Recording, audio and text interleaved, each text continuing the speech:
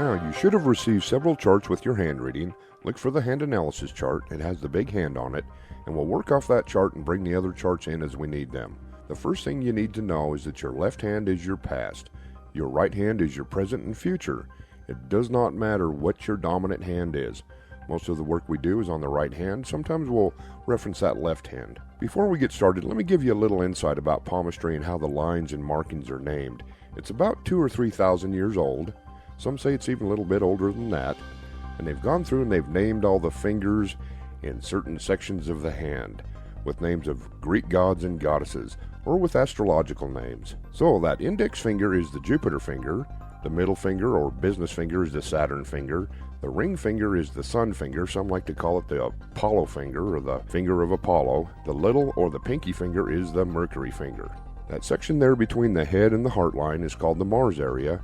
Another important area is the base of the thumb, that little fat pad. It's the Mount of Venus, the goddess of love. This will reflect your sexual libido. It also shows how well you're hydrated. You want to see a little fat pad there so tight you can hardly pinch or pick up the skin. And you look to be slightly dehydrated. You can go online and see how much water you need for your height and weight. Okay, look down there on your chart where it says palm shape. The shape of your palm is your most important talent, and it looks like you have a long palm, which means you're a philosophical thinker. You tend to overanalyze things. You kind of think them to death. Okay, look in the upper right-hand corner of your chart, and this is your fingertip shapes. They reveal your personality type.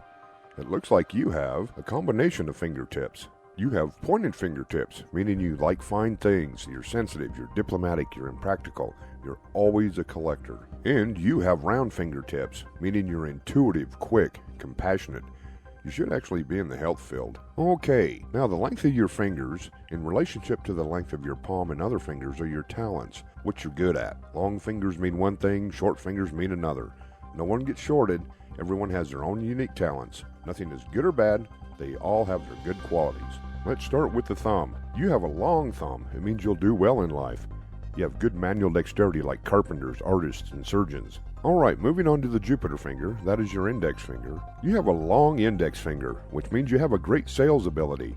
These are fingers of politicians, teachers, supervisors. It's a leadership finger. Okay, your business or your Saturn finger.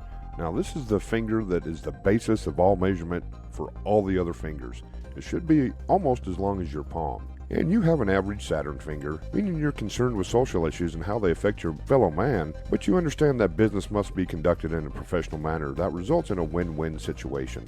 Now the ring finger, or the Sun finger, some call it the finger of Apollo, is your creative finger. It represents your right brain. And you have an average Sun finger, meaning you have qualities of both the long and the short fingers. You're creative, imaginative, inventive, but you're also practical, systematic, and organized.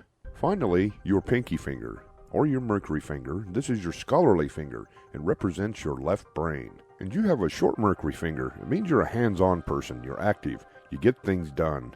Okay, let's start with the lines and markings on the palm of your right hand. Look on your chart and find the heart line. It's the top horizontal line just under the fingers. Now follow the heart line to the end just underneath that Mercury finger, or that pinky finger. Those are your flirt lines, the little tassels on the end of the heart line.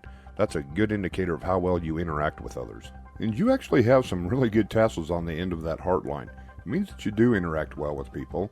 In fact, you're really kind of a little bit of a social person. It means you put yourself out there to meet new people and to interact with them.